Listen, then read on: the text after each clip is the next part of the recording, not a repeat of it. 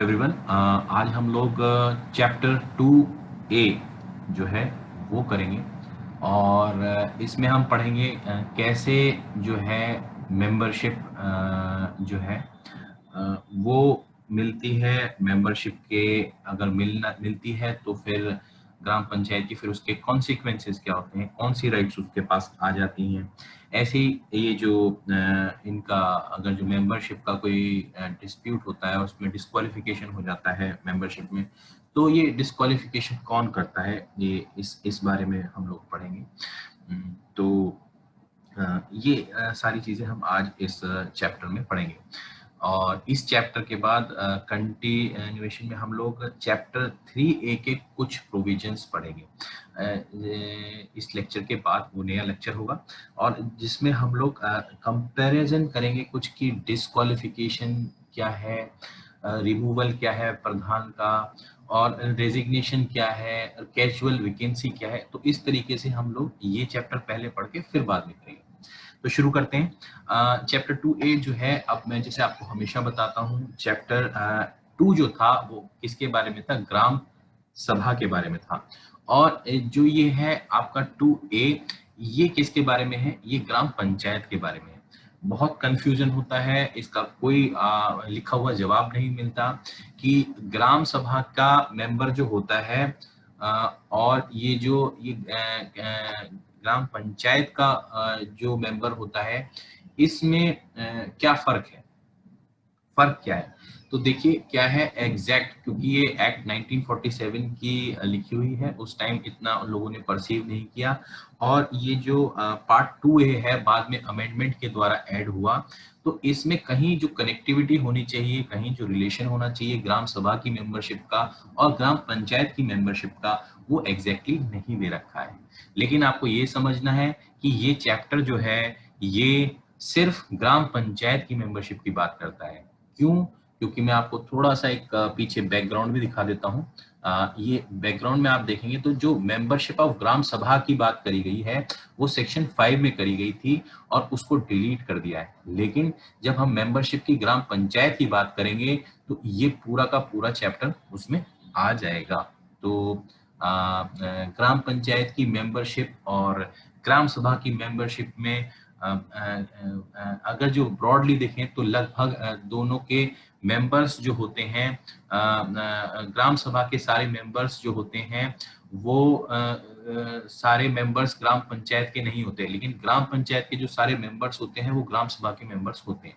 बस एक indirect connection हम लोग ऐसे कनेक्ट कर सकते हैं।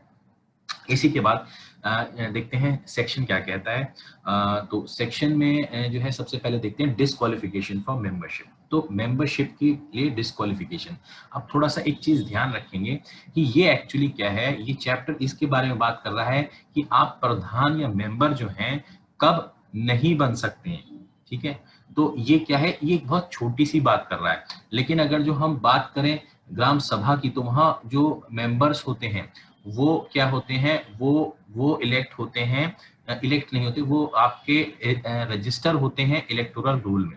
तो यहाँ वहाँ रजिस्टर होते हैं और यहाँ पे क्या होते हैं, या इलेक्टेड होते हैं जो मेंबर्स और प्रधान होते हैं।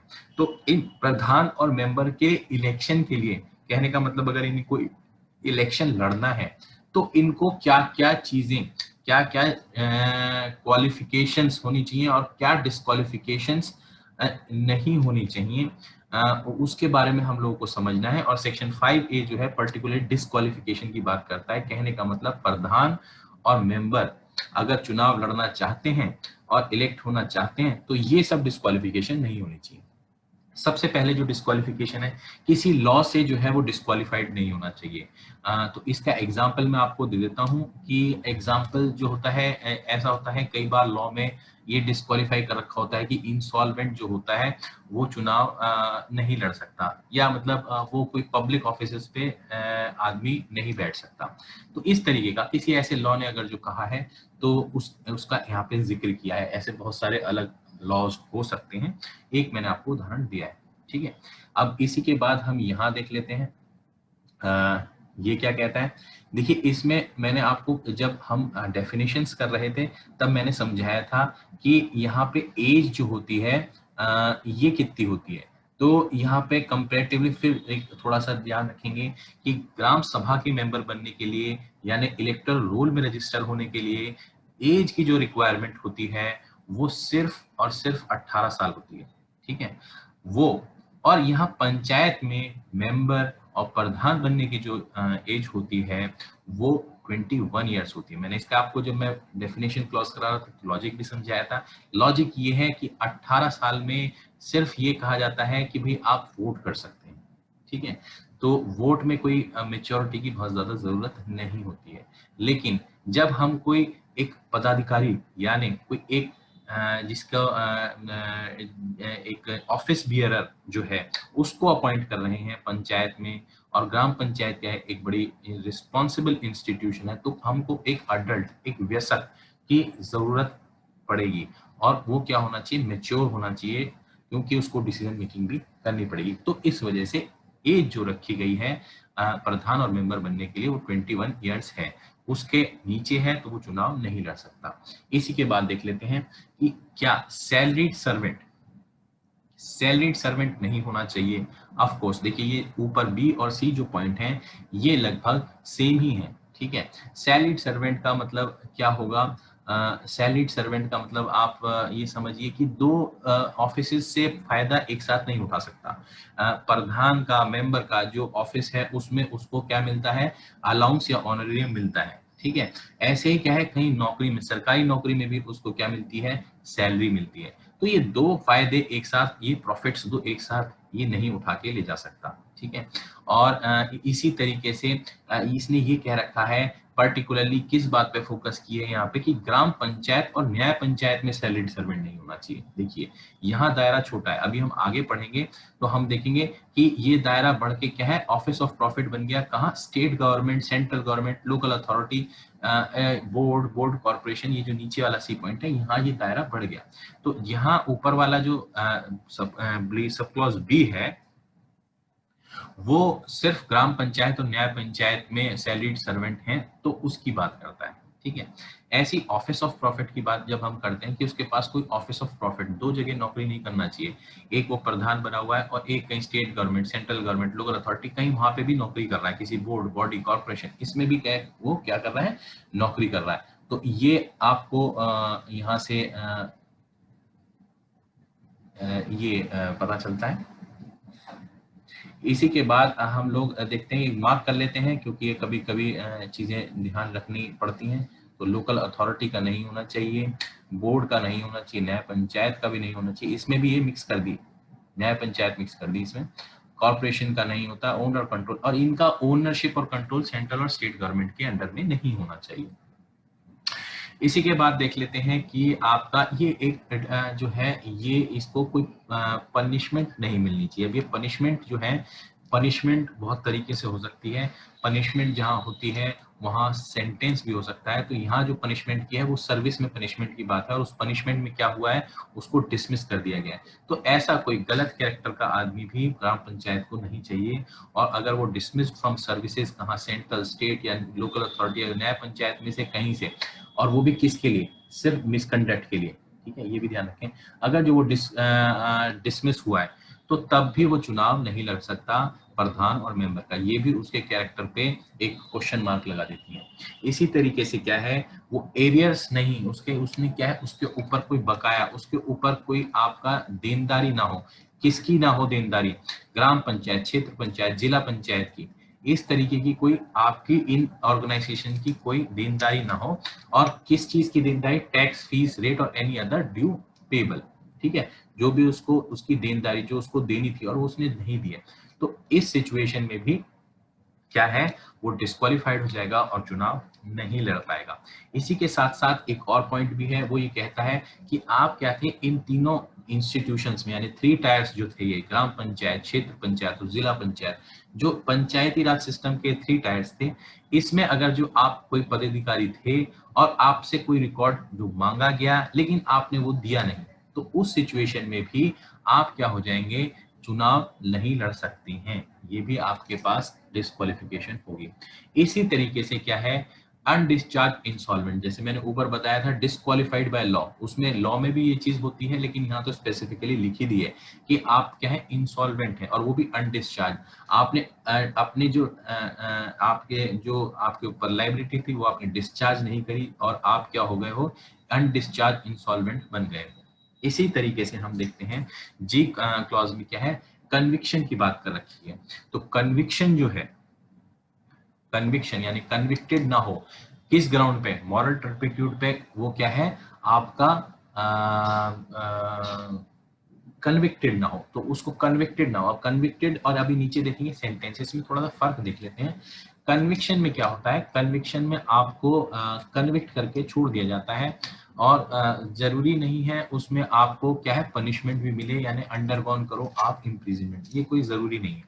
तो उसमें आप क्या हो सकते हैं, सिंपल फाइन देके और कोई सजा देके आपको ये मॉरल टर्पिट्यूड के ग्राउंड पे आपको कन्विक्ट कर दिया जाए। लेकिन सेंटेंस में क्या होता है, सेंटेंस में आपको एक पर्टिकुलर टर्म जो होती है वो अंडरगॉन करनी होती है, आपको जाना पड़ता है जेल में और उस टर्म को काटना पड़ता है। तो ये दोनों में फर्क है कि वो कन्विक्टेड भी नहीं होना चाहिए बहुत सारी चीजों में, अभी हम पढ़ेंगे, और वो सेंटेंस भी नहीं होना चाहिए।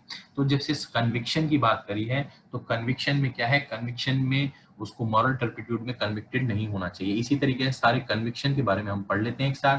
के पॉइंट कहता है कि वो कन्विक्टेड कहाँ नहीं होना चाहिए, narcotics, drugs and psychotropic substance act 1985, इसमें भी वो कन्विक्टेड नहीं होना चाहिए।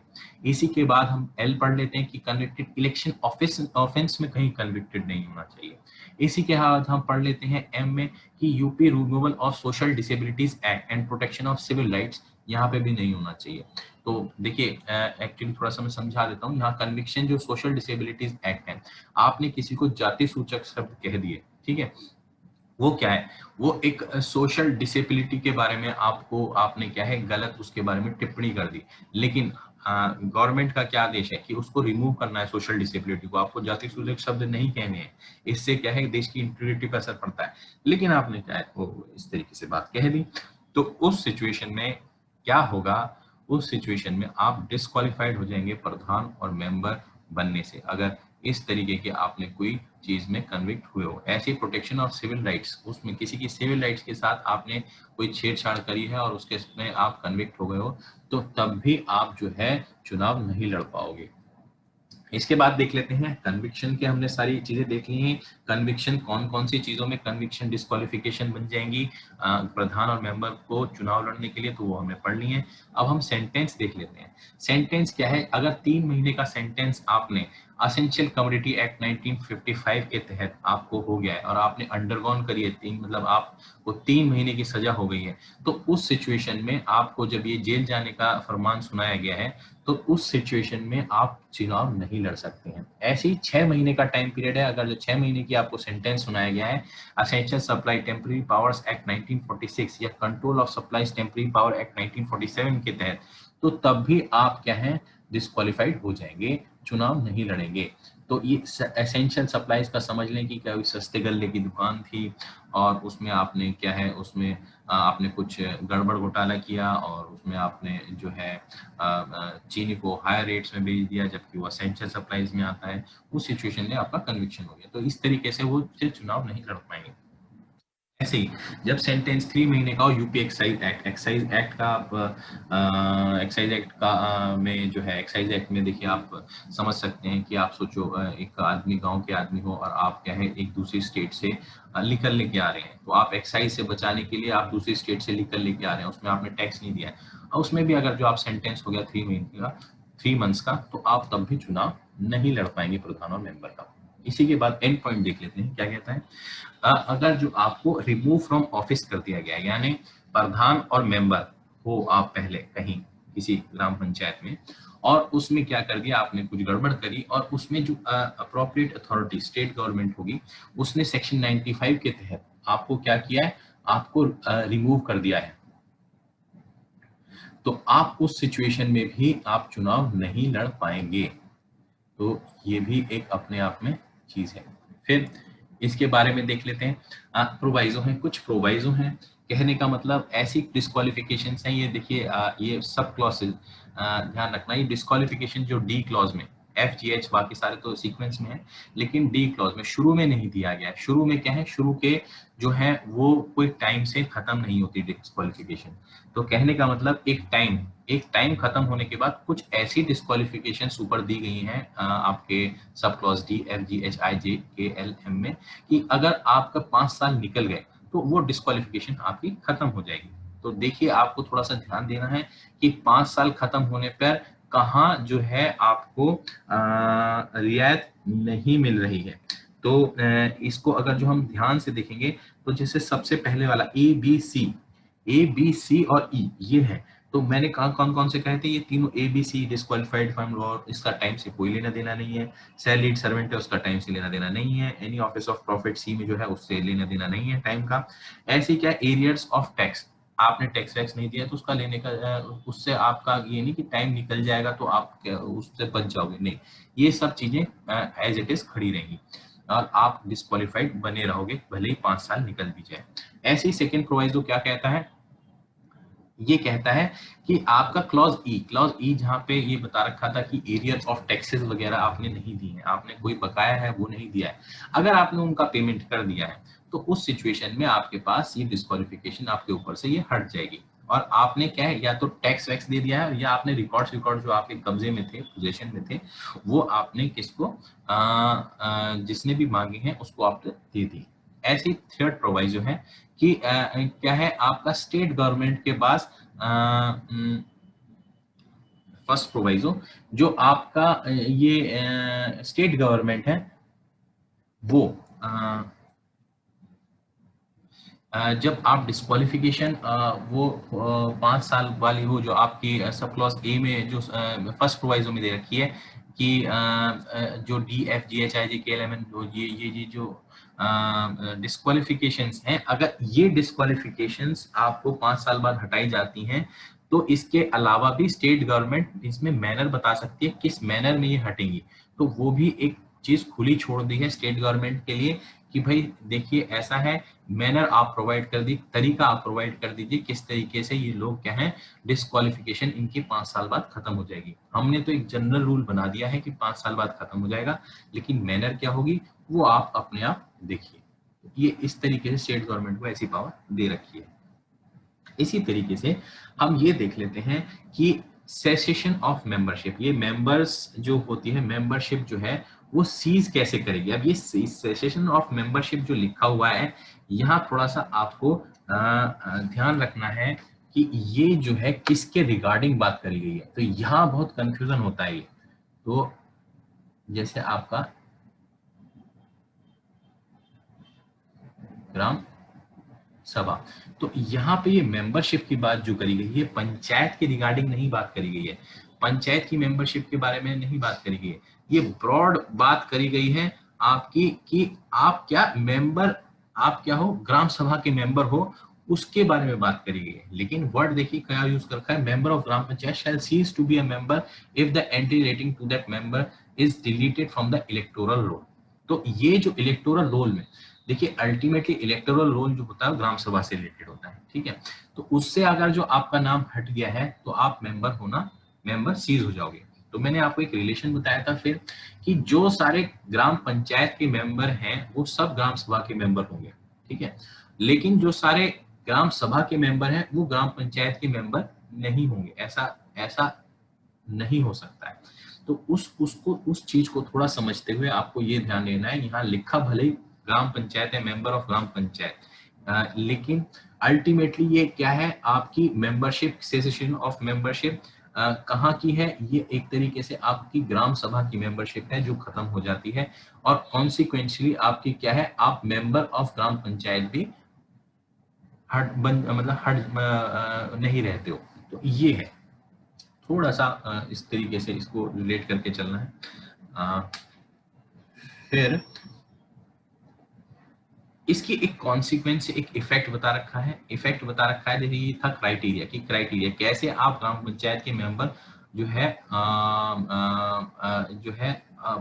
बने हुए हो तो आप क्या है, आप वैसे नहीं बने रहोगे। तो क्या है क्राइटेरिया, क्या था कि इलेक्टोरल रोल में से आपका नाम कट जाए, यानी ग्राम सभा की मेंबरशिप में से आपका नाम कट जाए। ऐसे ही सेकंड इफेक्ट क्या होगा, अगर नाम कट गया, कोई मेंबर है ग्राम पंचायत का, तो ग्राम पंचायत का मेंबर जो होता है दोनों ही होते हैं ये मेंबर, आप प्रधान भी होता है, जो मेंबर्स होते हैं वो भी मेंबर ही होते हैं, तो ये प्रधान और मेंबर दोनों मिला के ही आपको यहाँ बात करी गई है। तो ब्रॉडली इनको कह दिया कि आप ग्राम पंचायत के मेंबर हो, यानी प्रधान या मेंबर हो, और आपका इलेक्टोरल रोल से नाम हट गया है, तो आपकी मेंबरशिप जो है वो खत्म हो जाती है, सीज हो जाती है। ऐसे इसका इफेक्ट देख लेते हैं कि अगर इफेक्ट क्या होता है, जो आप अगर जो ये मेंबर बनने से ग्राम पंचायत के मेंबर बनने से हट गए हो, ये तो उस सिचुएशन में आप क्या कोई भी ऑफिस होल्ड नहीं करोगे, आप क्या है कोई भी ऑफिस होल्ड नहीं कर पाओगे जिसपे आप पदाधिकारी हो, जिसपे आप जो ऑफिस बियरर आप जो बने हुए हो, वो आपका तुरंत प्रभाव से क्या है वो ऑफिस आपके हाथ से चला जाएगा। क्यों? क्योंकि बेसिक क्वालिफिकेशन जो आपके पास होनी चाहिए थी कि आप ग्राम पंचायत के मेंबर होने चाहिए थे, वही खत्म हो गई, आपकी मेंबरशिप ही सीज हो गई। ये ध्यान रखें। तो इसी के बाद हम देखते हैं कि ये क्या कहता है कि आपके पास decision on question of disqualification, अभी डिस्क्वालिफिकेशन का क्वेश्चन, प्रधान और मेंबर जो थे वो क्या थे, काम कर रहे थे अच्छा खासा, वो एक क्या हुआ, प्रधान ने क्या किया, एक घर ले लिया, कहाँ, कर्नाटका में, यूपी का वो प्रधान था किसी गांव का, और उसने कर्नाटका में एक परमानेंट रेजिडेंस, देखिए मेरे वर्ड्स नोट करिएगा, मैंने कहा परमानेंट रेजिडेंस ले लिया है वहां पे, यहाँ से उसने सब बेच बाच दिया है अपना, यहाँ पे उसका रहने का कोई ड्वेलिंग हाउस नहीं है। तो इस सिचुएशन में क्या हुआ, एक ये बहुत बेसिक रिक्वायरमेंट है कि आपको जब भी मेंबर बनना है ग्राम सभा का, तो उसमें रिक्वायरमेंट क्या है, एक एज की रिक्वायरमेंट है कि आप अब 18 साल होने चाहिए, और दूसरी रिक्वायरमेंट ये है कि आप ओनर या पोजेसर होने चाहिए किसी ड्वेलिंग हाउस के। तो यहाँ पे क्या है, इस दूसरी वाली रिक्वायरमेंट को क्या होता है कि ये आपकी जो रिक्वायरमेंट है, वो जो रिक्वायरमेंट थी वो अब खत्म हो गई है, अब आपका ड्वेलिंग हाउस बचा नहीं, और आप परमानेंट रेजिडेंट कर्नाटका के हो गए हो, यूपी के थे कर्नाटका के हो गए, तो आपका नाम क्या है यहाँ से हटा दिया गया। अब हटा दिया गया, हटा नहीं दिया गया, अभी हटाया नहीं है, आप ये कह सकते हो कि हटा दिया गया, चलो हाँ ठीक है हटा ही दिया। अब आपने क्या किया, अब आपने एक चुनाव आया, और उस चुनाव एक तो इसमें तो आप होल्ड कर ही रहे हो ऑफिस प्रधान या मेंबर का, एक अब नेक्स्ट चुनाव आने वाला है, और आपने क्या नॉमिनेशन भरा अपना, तो नॉमिनेशन भरा, तो उस पे किसी ने ऑब्जेक्शन किया कि ये आदमी जो है डिस्क्वालिफाइड है, क्यों, इसका यहाँ पे कोई घर नहीं है। तो इस बात पे डिसीजन कौन करेगा कि भाई ये डिस्क्वालिफाइड है या नहीं है, ठीक है डिस्क्वालिफिकेशन, उसने घर तो ले लिया, वो हो गई, लेकिन भाई कब तक कभी कोई अथॉरिटी कोई मोहर तो लगाएगी कि हाँ ये डिस्क्वालिफाइड हो गया है। तो यहाँ पे जब भी कोई क्वेश्चन डिस्क्वालिफिकेशन का आएगा, ये रेफर किया जाएगा किसको, प्रिस्क्राइब्ड अथॉरिटी को करेगा, और प्रिस्क्राइब्ड अथॉरिटी क्या करेगी, उस पर डिसाइड कर देगी कि ये वाकई डिस्क्वालिफिकेशन है या नहीं है। और इसमें क्या होगा, इसमें अपील, सब्जेक्ट टू अपील भी होगी, और ये क्या होगा, यहाँ इसी लेवल पे ये फाइनल भी होगा। कहने का मतलब ये जो फाइनल कहा जाता है कि इसका डिसीजन फाइनल है, तो डिसीजन फाइनल का मतलब ये होता है कि इस लेवल पे फाइनल है, प्रिस्क्राइब्ड अथॉरिटी ने जो डिसीजन दे दिया वो फाइनल है। लेकिन वहां क्या है, उसके बाद भी क्या है, आप अपील कर सकते हो, तो अपील में वो फाइनलिटी जो होती है, वो उससे जो डिसीजन आएगा आपका अपील में, वो जो है वो चेंज कर सकता है उस फाइनलिटी को जो प्रिस्क्राइब्ड अथॉरिटी ने डिसीजन दिया है। तो यहाँ फाइनलिटी कहाँ से कहाँ तक है, सिर्फ कि जो प्रिस्क्राइब्ड अथॉरिटी ने डिसीजन दिया है वहीं तक फाइनल है बस। फिर इसके बाद हम अभी देखेंगे आगे वाला क्लॉज जो है वो देखते हैं ये क्या कहता है, आगे वाला सेक्शन क्या कहता है। तो आगे वाला सेक्शन जो है वो ये कहता है कि आपका देखिए क्या होता है, आपका ग्राम पंचायत जो है एक ग्राम पंचायत है, ठीक है।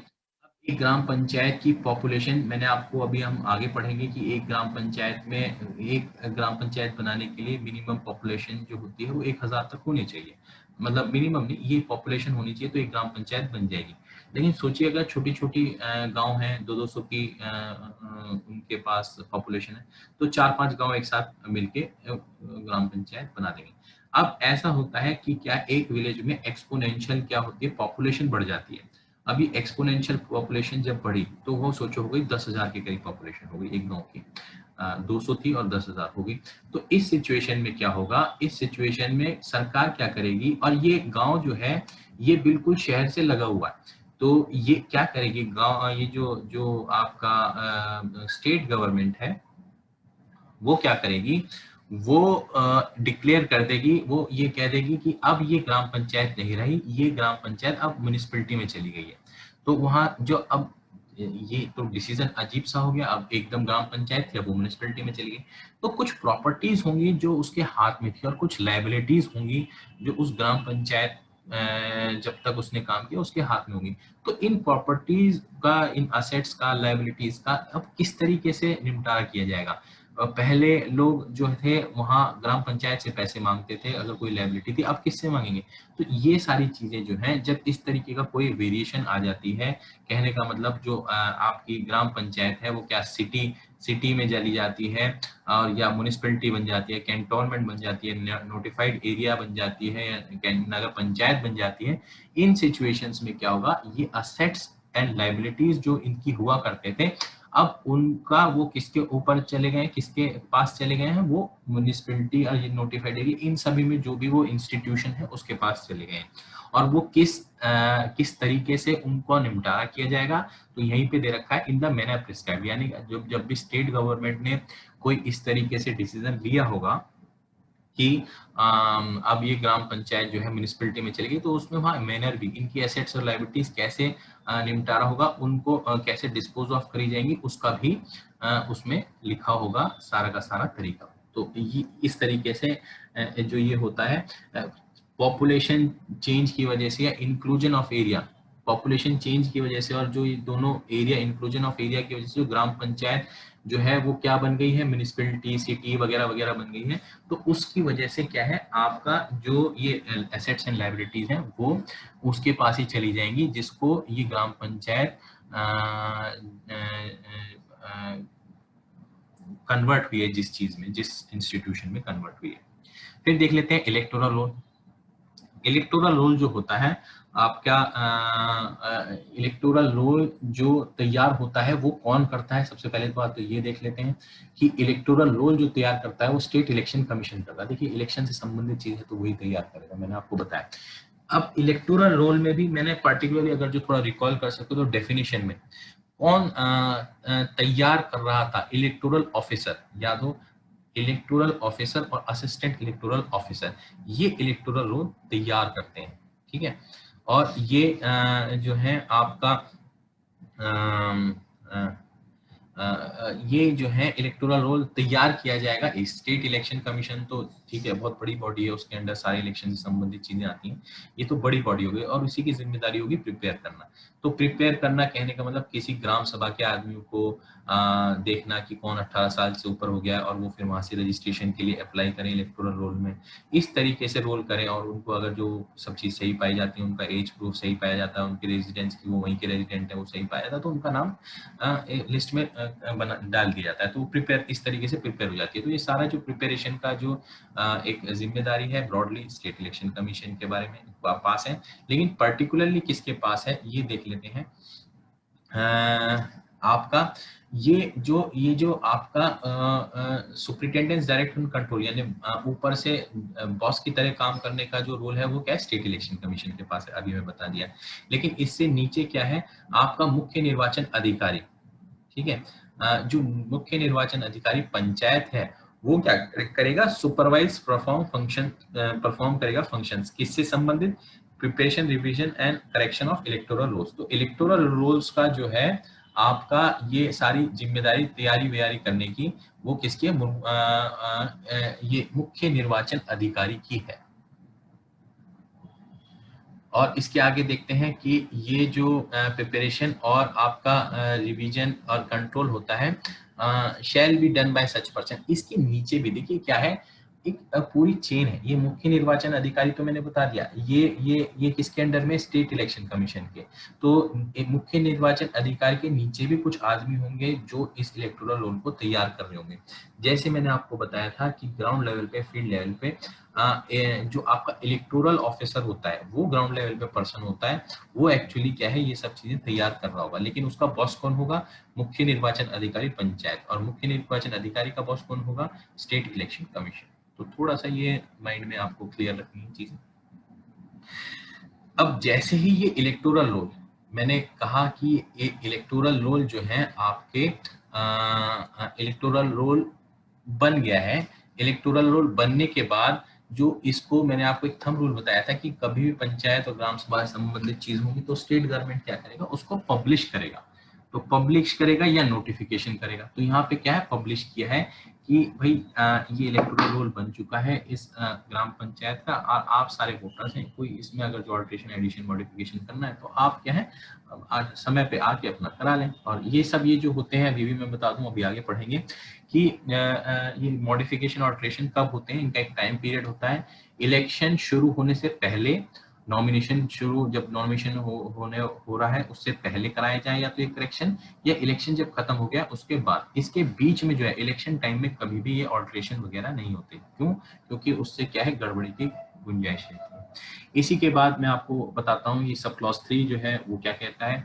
वो मैंने आपको दो रिक्वायरमेंट्स एज मैंने पहले समझाई थी कि दो रिक्वायरमेंट्स हैं इलेक्टोरल रोल में रजिस्टर होने के लिए। ठीक है, सबसे पहले कि आप 18 साल के होने चाहिए, और दूसरे कि आप ऑर्डिनरी रेजिडेंट होने चाहिए हो। कहाँ के? उस ग्राम पंचायत के। तो उस ऑर्डिनरी रेजिडेंट का मतलब क्या है, आपके पास अभी एक्सप्लेनेशन में देखेंगे कि ऑर्डिनरी रेजिडेंट का मतलब क्या है, ओनर या पोजेसर। आप ओनर या पोजेशन में हो ड्वेलिंग हाउस के, वहां कोई आपका घर है। तो इसीलिए मैंने आपको एग्जांपल बताया था कि अगर अगर आदमी कोई क्या है उस यूपी में किसी गांव में रह रहा है, कर्नाटका चला गया और परमानेंटली चला गया, परमानेंटली वहां घर खरीद लिया, यहाँ सब बेच बाच दिया, तो क्या है, वो ओनर और पोजेसर नहीं रहा ड्वेलिंग हाउस का। तो उसकी क्या है, मेंबरशिप ग्राम पंचायत में जो वो ग्राम सभा का मेंबर था और ग्राम पंचायत का भी वो जो सदस्य माना जा रहा था, वो क्या है आपका, वो तुरंत प्रभाव से उसकी जो मेंबरशिप है, अगर कोई कंप्लेंट कर देता है तो वो खत्म हो जाती है वहां से। ठीक है, तो ये रिक्वायरमेंट्स हैं, एक्सप्लेनेशन में ये रिक्वायरमेंट्स हैं आपको इलेक्टोरल रोल में रजिस्टर होने के लिए, जो ऊपर दे रखी थी 18 साल और ड्वेलिंग हाउस होना चाहिए। इसी के बाद क्या है, एक और चीज बता रखी है इसमें, ये बता रखा है कि कुछ एक्सप्लेनेशंस दे रखी हैं कि ड्वेलिंग हाउस के बारे में ऊपर दे रखी है। ऐसे क्या है, ये बता रखा है कि आप अगर जो अपने घर से, जो आपका यूपी में जैसे गांव था और उस गांव में आप मेंबर थे ग्राम सभा में, इलेक्टोरल रोल में आपका नाम रजिस्टर था, तो आप एब्सेंट करते हो अगर जो टेम्परेली। अब टेम्परेली एब्सेंट कैसे होता है, अब ये समझिए, देखिए आप क्या हो, आप जो है क्या हुआ, टेम्परेरी आपकी नौकरी दिल्ली में और यूपी में आपका रेजिडेंट है, भाई आप नौकरी करने के लिए तो वहीं रहोगे ना, तो आपने घर बंद कर दिया, वहां चले गए। तो ये टेम्परेरी एब्सेंट होना जो है, ये कोई ये इसका मतलब ये नहीं है कि आपका ड्वेलिंग हाउस वहां पे नहीं रहा, आपने टेम्परेरी उसको बंद किया है, आप वहां नौकरी करने के लिए चले गए हो दूसरे, तो वो डिस्क्वालिफिकेशन नहीं मानी जाएगी।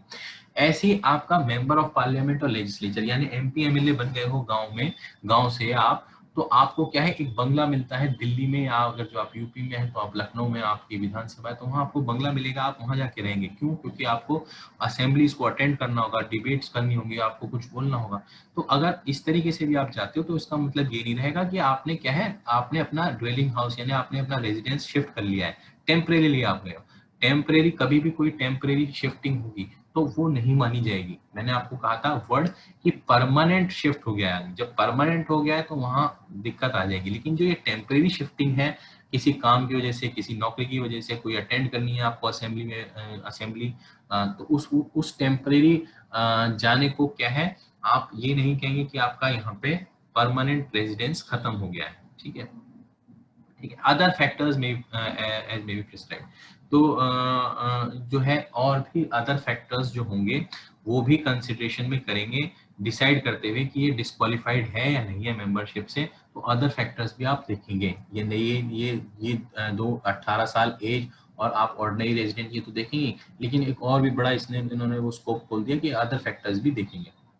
और इवन आप क्या है, आप इस क्वेश्चन में जब क्वेश्चन ये आ जाता है कि क्या यहाँ का ऑर्डिनरी रेजिडेंट बचा है या नहीं बचा है, या ये डिस्क्वालिफाइड है या नहीं है मेंबरशिप से, या ये 18 साल का एज है या नहीं है, तो फैक्ट्स ऑफ द केस, आप उस फैक्ट्स के केस के फैक्ट्स देखो। ये नहीं किसी ने कंप्लेंट कर दिया और आपने उसकी कंप्लेंट पे किसी का डिस्क्वालीफाई कर दिया मेंबर या प्रधान बनने से, तो वो ऐसा नहीं है। आप उसकी proper facts case case check करोगे और उसके बाद फिर डिसीजन लोगे। और डिसीजन कौन लेता है? जो डिसीजन कौन लेता है इस डिस्क्वालिफिकेशन के बारे में, जैसे हमने ऊपर बताया था कि आपका एक अथॉरिटी लेगी जो इसमें अपॉइंट करी जाएगी। इसी के बाद देख लेते हैं क्या सब क्लॉज 4 क्या कहता है। Disqualified from for registration in electoral roll. अब ये क्या है, देखिए ये तो इससे पहले वाला जो सेक्शन था वो क्या था, आपका ऑलरेडी नाम था इलेक्टोरल रोल में, लेकिन आपने क्या कुछ ऐसा कृत्य किया, ऐसा कुछ काम किया जो स्पेसिफिक ग्राउंड्स हैं उनको आपने क्या किया, वायलेट किया, और उसकी वजह से आपका उस इलेक्टोरल रोल से नाम हट गया। वो तो हो गया था कि एक बार आपका नाम था उसमें इलेक्टोरल रोल में। यहाँ क्या है, यहाँ आपका डिस्क्वालिफिकेशन है। यहाँ इवन आपके इलेक्टोरल रोल में रजिस्टर, आप सिर्फ रजिस्टर करोगे इलेक्टोरल रोल में तो उसके लिए डिस्क्वालिफिकेशन है। तो उसके लिए डिस्क्वालिफिकेशन क्या है कि अगर आप सिटीजन ऑफ इंडिया नहीं हो, यानी आपको सिटीजन ऑफ इंडिया होना चाहिए तभी आपका नाम इलेक्टोरल रोल में रजिस्टर होगा। इसी तरीके से आप unsound mind declared by competent court, कहने का मतलब आप पागल नहीं होने चाहिए। आप जो है इसको उर्दू भाषा में कहा जाता है कि आप दीवाने नहीं हो। तो ये दीवान, ये कहने का मतलब अनसाउंड नहीं हो, बट अनसाउंडनेस, सिंपल अनसाउंडनेस की बात नहीं कर रहा, कोर्ट ने भी डिक्लेयर कर रखा हो अनसाउंड आपको, तभी आपका जो है नाम इसमें नहीं चढ़ाया जाएगा इलेक्टोरल रोल में। लेकिन अगर सिंपली आप अनसाउंड हो, कोर्ट ने डिक्लेयर नहीं किया, तो आपका नाम फिर भी चढ़ सकता है इलेक्टोरल रोल में। ऐसे ही क्या है, आपने कोई करप्ट प्रैक्टिस या अदर ऑफेंस जो किया हो, उसमें क्या है, आप उसमें आप डिस्क्वालीफाई कर दियो वोटिंग से, कि आपने कोई करप्ट प्रैक्टिस या अदर ऑफेंस किया है, तो उस सिचुएशन में भी आपका नाम नहीं चढ़ेगा।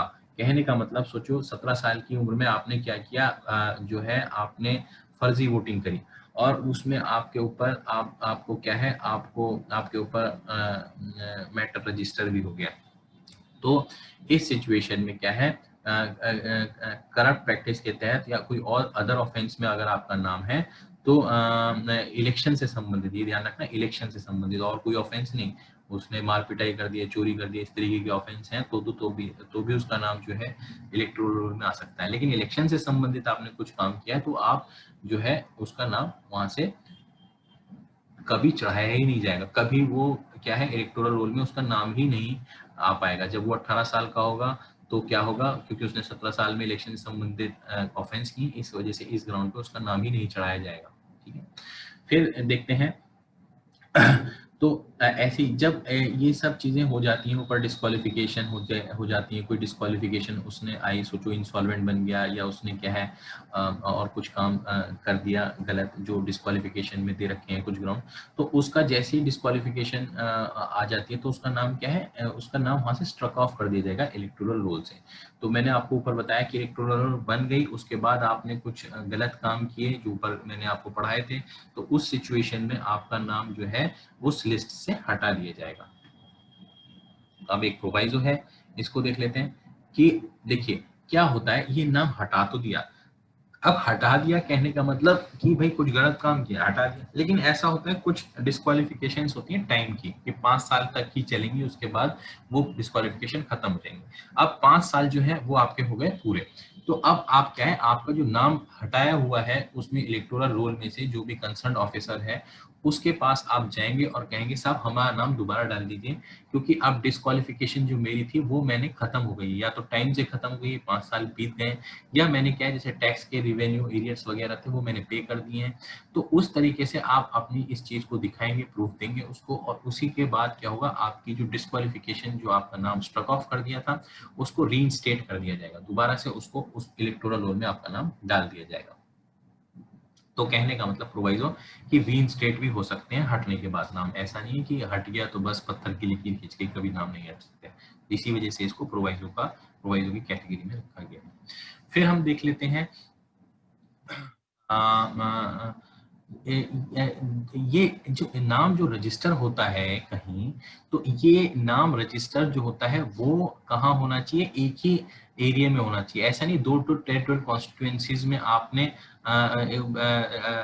नाम रजिस्टर कर रखा है। और आपका नाम एक से ज्यादा बार नहीं होना चाहिए और 2 टेरिटोरियल कॉन्स्टिट्यूएंसीज में नहीं होना चाहिए। तो थोड़ा सा ध्यान रखें कि आप क्या है, आप एक एक क्या है, आप किसी एक गांव में भी आप इलेक्टोरल रोल में हो और आप 10 किलोमीटर आगे एक गांव है उसके भी इलेक्टोरल रोल में, तो 2 जगह नाम नहीं होना चाहिए। प्लस क्या नहीं होना चाहिए, आपके पास ये नहीं होना चाहिए कि आप जो है आपका एक गांव के इलेक्टोरल रोल में 2 बार नाम आ रखा है। आपका नाम XYZ है, तो आप ये नहीं कि एक इलेक्टोरल रोल में जो गांव का ग्राम पंचायत का तैयार हो उसमें 2 बार आपका नाम आ जाए, तो 2 वोट हो जाएंगे, ऐसा गलत है। इस तरीके से एक ही बार नाम होना चाहिए। ऐसे ही क्या है, आप चूंकि क्या है ये ग्राम पंचायत का मैटर है, तो यहाँ पे क्या सब क्लॉज 7 कहता है कि आपके पास जो आपका नाम लिखा हुआ है इसमें ग्राम पंचायत में, तो वो बस आपके विलेज में ही नाम लिखा होना चाहिए। तो आप विलेज में ही विलेज रूरल निवासी हो तभी तो आप ग्राम पंचायत के और ग्राम सभा के मेंबर हो।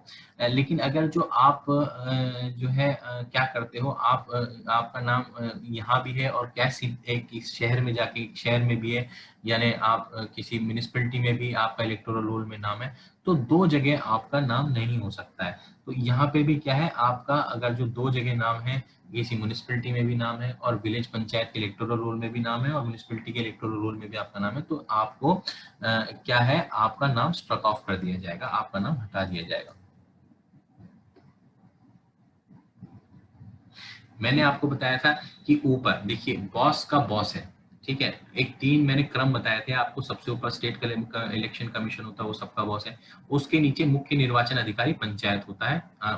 नीचे क्या होता है, मतलब जो हमने अभी तक पढ़े हैं उसमें मैं एक सीक्वेंस बना रहा हूँ कि उसके नीचे क्या है, मुख्य निर्वाचन अधिकारी पंचायत होता है। और उसके नीचे जो फील्ड वर्कर होते हैं वो कौन होते हैं, electoral registration officer, assistant electoral registration officer, जो क्या करते हैं, ये एंट्रीज जो हैं इनको करेक्ट भी करते हैं, डिलीट भी करते हैं, ऐड भी करते हैं, एंटर भी करते हैं। कहने का मतलब जितने भी सारे इस इलेक्टोरल रोल से संबंधित हैं, जैसा कि आप देख सकते हैं नाम में खुद क्लियर हो रहा है, registration officer, electoral registration officer, तो उस चीज से जो भी नाम का घटाना बढ़ाना डालना हटाना, ये सब काम जो है ये कौन, इलेक्टोरल रजिस्ट्रेशन ऑफिसर या असिस्टेंट इलेक्टोरल ऑफिसर करते हैं। इसी के बाद मैंने आपको बताया था कि इलेक्शन में क्या होगा, इलेक्शन में अगर जो आपको नाम अपना हटवाना है डलवाना है, तो जो भी काम करोगे आप कि नॉमिनेशन से तो पहले करोगे, और जो आपका ये है क्या नाम है, इलेक्शन जब खत्म हो जाएंगे उसके बाद करोगे। तो ये क्या ये एक ये टाइम फ्रेम बता रखा है इसमें कि जो करेक्शन डिलीशन और एडिशन वगैरह जो नाम का इलेक्टोरल रोल में होना है, वो जब आप इलेक्शन लड़ने गए थे, कोई कैंडिडेट ने क्या नॉमिनेशन भर दिया, उसके बाद नहीं कर सकते। क्यों? क्योंकि उससे क्या होगा, उससे इलेक्शन क्या होगा, गलत तरीके से वोटर्स बढ़ा के इन्फ्लुएंस करने की कोशिश करी जा सकती है। तो ऐसा नहीं होगा। तो नॉमिनेशन के बाद आप नहीं करवा सकते हैं अपना करेक्शन एडिशन और डिलीशन, ये भी जो भी नाम को आपको कराना है इलेक्टोरल ऑफिसर से। और आप बिफोर कंप्लीशन ऑफ इलेक्शन नहीं करा सकते, यानी इलेक्शन के दौरान जब इलेक्शन स्टार्ट हो गए, यानी जिस दिन से नॉमिनेशन हो जाता है उस दिन से इलेक्शन स्टार्ट हो जाते हैं, उसके बाद इलेक्शन खत्म होने तक आप अपना इस तरीके का डिलीशन वगैरह कुछ नहीं करा सकते, ठीक है। तो ये प्रोवाइजो है कि आप करा तो सकते हो ये सब चीजें, लेकिन इस समय नहीं करा सकते। इसी के बाद दूसरा प्रोवाइजो क्या कहता है कि अगर जो किसी का नाम जो अगर जो आपको करना है कि आपने कोई डिलीशन या करेक्शन कोई करना है, तो आप जो उसके इंटरेस्ट को एडवर्सली इफेक्ट करता है, ठीक है। तो आपने आपने अगर कोई करेक्शन या डिलीशन करना है किसी का नाम, तो आप उसको रीजनेबल अपॉर्चुनिटी दोगे कि भाई क्यों ना तुम्हारा नाम काट दिया जाए। जिससे भाई ऐसा होता है, कई जो विपक्षी पार्टी के लोग होते हैं वो कई अपनी अपोजिट पार्टी के लोगों के नाम कटवाने में बहुत इंटरेस्टेड रहते हैं। तो इस तरीके से अगर जो वो एक लिस्ट पूरी दे दें और कि इनका नाम काट दो, और ये इलेक्टोरल ऑफिसर क्या है, अब बस उनसे मिला हुआ नाम काट दे, तो ये तो क्या है, ये एक डेमोक्रेसी पे एक हमला होगा, यानी फेयर इलेक्शंस पे हमला हो जाएगा। तो ये चीज नहीं बर्दाश्त। तो इसी चीज में क्या है, ये कहा गया है कि आप किसी का नाम अगर जो डिलीट कर रहे हैं या करेक्ट कर रहे हैं और जो उसके इंटरेस्ट को एडवर्सली इफेक्ट कर रहा है, तो आप क्या है रीजनेबल अपॉर्चुनिटी जरूर देंगे, उसको सुनेंगे जरूर एक बार।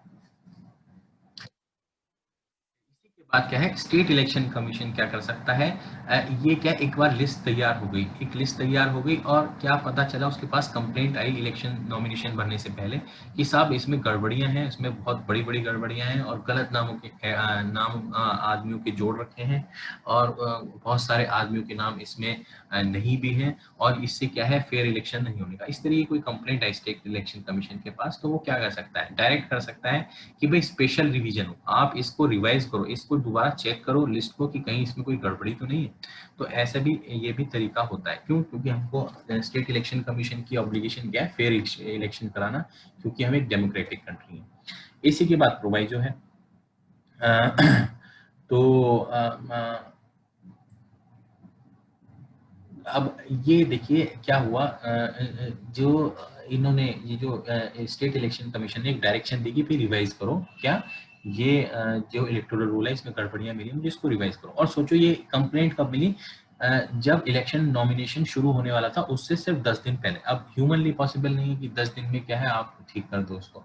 तो उस सिचुएशन में क्या है, उस सिचुएशन में एक रास्ता निकाला गया कि अगर इस तरीके की कंप्लेंट आती है तो तब उस और चुनाव हो सकता है बहुत जल्दी हो, तो जब तक भी वो रिवीजन नहीं होता, जब तक भी वो सब चीजें चेक सही तरीके से नहीं होती, तब तक वो पुरानी वाली लिस्ट ही काम करेगी। उसको क्योंकि इलेक्शन तो कराने जरूरी है, 10 दिन के अंदर इलेक्शन कमीशन ने डेट डिक्लेयर कर रखी है। तो ऐसा नहीं है कि वो इस चक्कर में करेक्शन वरेक्शन के चक्कर में, रिवीजन के चक्कर में क्या है इलेक्शन को रोके, नहीं, इलेक्शन बड़ी चीज है।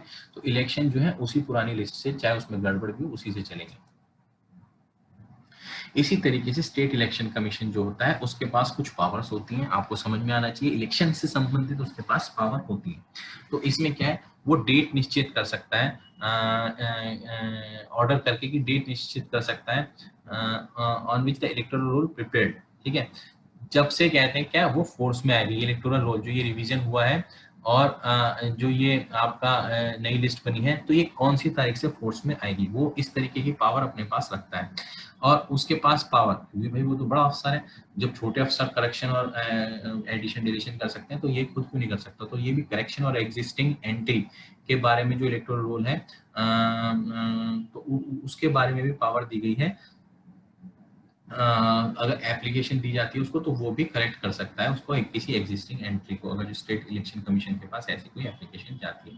ठीक है, करेक्ट कर सकता है क्लैरिकल और प्रिंटिंग एरर, ये भी इसके पास पावर होती है। और इंक्लूड कर सकता है किसी का नाम, ये भी इसके पास पावर होती है।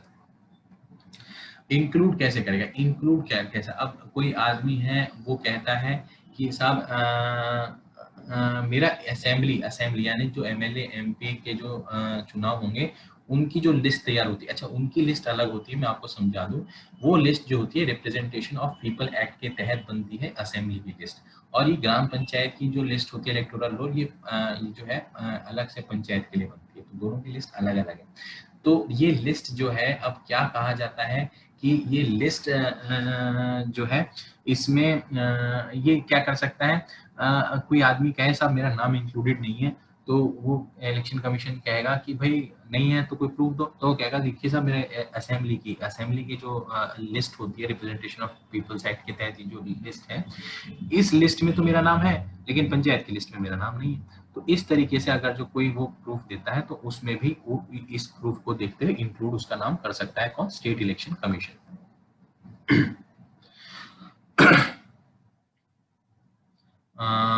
तो इसी के बाद क्या होता है, उसका नाम जो है ऐसे इसी की विपरीत दे दिया भाई, एक प्रूफ तो उसने क्या है इलेक्शन कमीशन को ये दे दिया कि मेरा असेंबली इलेक्टोरल रोल में, असेंबली के इलेक्टोरल रोल में नाम है, लेकिन अब सोचो उसका इलेक्टोरल रोल में भी नाम नहीं है असेंबली में, तो वो कैसे प्रूफ करेगा। तो अदरवाइज क्वालिफाइड वो सारी चीजें एफिडेविट वगैरह दे या फिर और कोई प्रूफ दे, वो ये दे दे कि मैं 18 साल का हूँ, अपना आधार कार्ड दिखा दे, प्लस वो दिखा दे कि मैं मूल निवास प्रमाण पत्र दे दे, साहब ये देखो मेरी सब चीजें ये देखो बिल्कुल अप टू डेट है और मेरा नाम इसमें नहीं है। तो इस तरीके की भी अगर जो चीजें कौन ये आदमी किसको देता है, स्टेट इलेक्शन कमीशन को देता है तो उसका नाम इंक्लूड किया जा सकता है।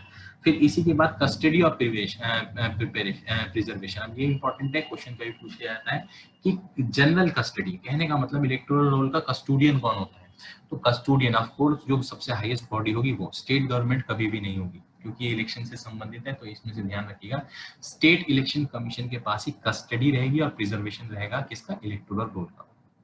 इसी के बाद जो आपका स्टेट इलेक्शन कमीशन है वो फीस भी निर्धारित कर सकता है कि कितनी फीस पेबल है, आपको अपना नाम डलवाना है या हटवाना है, तो उसके लिए फीस भी निर्धारित कर सकता है। और इसके बाद एक बहुत जनरल सी पावर दे दी कि सारे मैटर्स, अब यहाँ पे एक बहुत जनरल बिल्कुल खोल दिया सारा कि जनरली ऑल मैटर प्रिपरेशन और पब्लिकेशन ऑफ इलेक्टोरल रोल से संबंधित जो भी है वो सारे स्टेट इलेक्शन कमीशन कर सकता है। तो स्टेट इलेक्शन कमीशन आप इन नटशेल आप ये देखेंगे कि ये सारे काम कर सकता है, जो नीचे वाले जो इसके सबऑर्डिनेट कर सकते हैं वो तो खुद तो ये बिल्कुल कर ही सकता है, कोई दिक्कत नहीं। इसी के बाद मैंने आपको बताया था कि स्टेट इलेक्शन कमीशन के पास एक पावर होती है भाई, उसके सोचो उसने क्या है, कोई लिस्ट तैयार नहीं हुई गांव की, इलेक्टोरल रोल तैयार नहीं हुआ, तो वो क्या है, वो अडॉप्ट कर लेगा लिस्ट जो रिप्रेजेंटेशन ऑफ पीपल्स एक्ट 1950 के तहत बनती है। यानी किसकी लिस्ट बनती है कि एमपी के चुनाव की या एमएलए के चुनाव की जो लिस्ट बनती है उस लिस्ट को ही अडॉप्ट कर लेगा एज इट इज कि हाँ भाई यही चलेगी, कोई दिक्कत नहीं। इसी के बाद आपका मैंने ये बताया कि सारे जो ये अमेंडमेंट ऑल्ट्रेशन करेक्शन वगैरह वगैरह होते हैं ये कब कब नहीं हो सकते हैं, तो कहने का मतलब जिस दिन नॉमिनेशन फाइल हुआ है, यानी जिस दिन से इलेक्शन स्टार्ट हो गए उससे लेकर जिस दिन तक इलेक्शन खत्म नहीं होते हैं, ठीक है, उसके बीच में ये अमेंडमेंट ऑल्ट्रेशन करेक्शन वगैरह नहीं हो सकते हैं।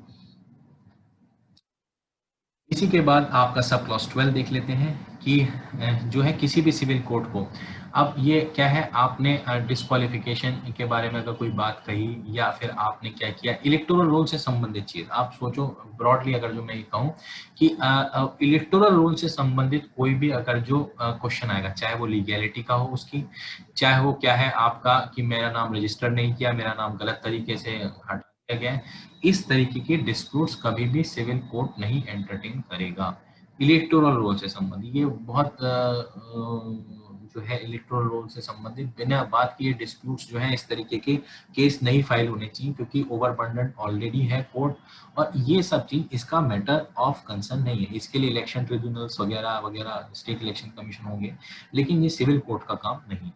ऐसे क्या इसकी लीगैलिटी को क्वेश्चन इसका चेक करना, ये भी किसका काम नहीं है, ये भी आपका सिविल कोर्ट का काम नहीं है। सिविल कोर्ट का काम जो होता है पर्टिकुलरली क्या होता है, जो एक मुद्दे होते हैं, कुछ खास केसेस होते हैं, सिविल सूट्स जो होते हैं इलेक्शन से रिलेटेड ना हो तो वो सिविल सूट्स कहलाते हैं। आप कभी भी आप देखोगे तो सिविल इन नेचर क्या चीजें होती हैं, सिविल इन नेचर वो चीजें होती हैं जो रिलीजियस ना हो, अपने प्योर रिलीजियस ना हो, या फिर प्योर इलेक्शन से रिलेटेड ना हो।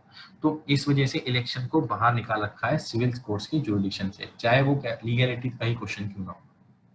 इसी तरीके से मैं आपको बताता हूं कि कोई भी आदमी अगर जो इलेक्टोरल रोल में रजिस्टर्ड हो जाता है और उसका नाम आ जाता है 18 साल होने के बाद, वो अपने आप को रजिस्टर करा लेता है, तो उसके पास एक राइट आ जाती है। तो इसका क्या, इससे क्या आपको फायदा मिलता है रजिस्टर करने से, तो आप क्या, आपको एक राइट टू वोट मिल जाएगी, ठीक है। और उसके बाद एंटाइटल्ड टू वोट,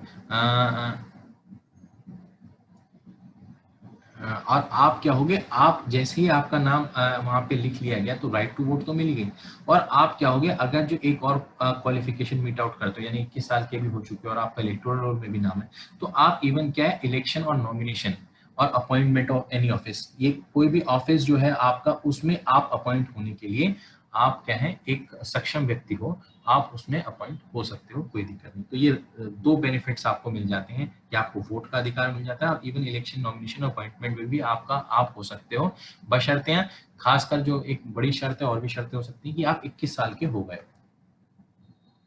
अब ये वाले जो मैंने बात कही ये प्रोवाइजो में ही आ गई है अपने आप, कि आपने क्या है, जिसने 21 ईयर्स नहीं एज कंप्लीट करी गई है वो जो है वो मेंबर या ऑफिस बियरर ग्राम पंचायत का नहीं होता। तो मैंने आपको अभी पहले ही बता दिया है कि 21 साल की एज होनी बहुत जरूरी है आपका किसी भी मेंबर या ऑफिस बियरर होने के लिए ग्राम पंचायत में। इसी के बाद ये आखिरी सेक्शन है जो हम देखते हैं, तो ये है कि अगर जो ये सारी ऊपर चीजें हैं इसमें कोई वर्किंग में कुछ लोगों को समझ में नहीं आ रहा है, अफसर्स को समझ में नहीं आ रहा है, कोई दिक्कत है, ठीक है, तो इस्टेब्लिशमेंट में और वर्किंग में देखिए क्या है, इस्टेब्लिश ग्राम पंचायत क्या है, ग्राम सभा क्या है, इस्टेब्लिश हो गई। उसमें कोई किसी आदमी को कोई डिफिकल्टी है, समझ में नहीं आ रहा कि यार ये जो है ये ग्राम सभा एक गांव से बनी है, कई गांव से बनी है, या कहते हैं कोई आपका वर्किंग में कोई दिक्कत है ग्राम पंचायत की, और उसका इंटरप्रिटेशन होना है कोई, ठीक है। तो क्योंकि ये स्टेट गवर्नमेंट ने किया है, ऑफ कोर्स ये सब चीजें करने वाला कौन, स्टेट गवर्नमेंट है, तो इसका डिसीजन भी कौन करेगा, इसके बारे में कोई इंटरप्रिटेशन का जो डिसीजन होगा वो कौन, स्टेट गवर्नमेंट करेगी। इसका एक लॉजिक भी मैं आपको समझा देता हूँ कि इसमें क्या है, आपका स्टेट लिस्ट जो है, लिस्ट नंबर 2 जो है कॉन्स्टिट्यूशन में, उसमें क्या है, लिस्ट में जो सब्जेक्ट्स हैं इसके स्टेट के, उसमें सब्जेक्ट नंबर 5 यानी एंट्री नंबर 5 जो है वो पंचायत से रिलेटेड है। तो पंचायत से रिलेटेड एंट्री नंबर 5 है, तो इसीलिए ही ये जो यूपी पंचायत एक्ट बनाया गया है, और इसी पंचायत एक्ट को जो इसी पावर के तहत बनाया गया है। तो जब बनाने वाला ये है, तो इसकी इंटरप्रिटेशन अगर जो कोई गड़बड़ी हो जाती है, तो उसके संबंध में भी कौन अथॉरिटी होगी, स्टेट गवर्नमेंट ही होगी, और उसका डिसीजन फाइनल और कंक्लूसिव होगा, कंक्लूसिव। उसके बाद उसे आप चैलेंज वैलेंज नहीं करोगे। क्यों? क्योंकि बनाने वाले यही थे, उन्हीं पता थी सब चीजों के मतलब, तो यही क्या है, इंटरप्रिटेशन भी करेंगे। तो आज के लिए इतना ही। Thank you and have a nice day.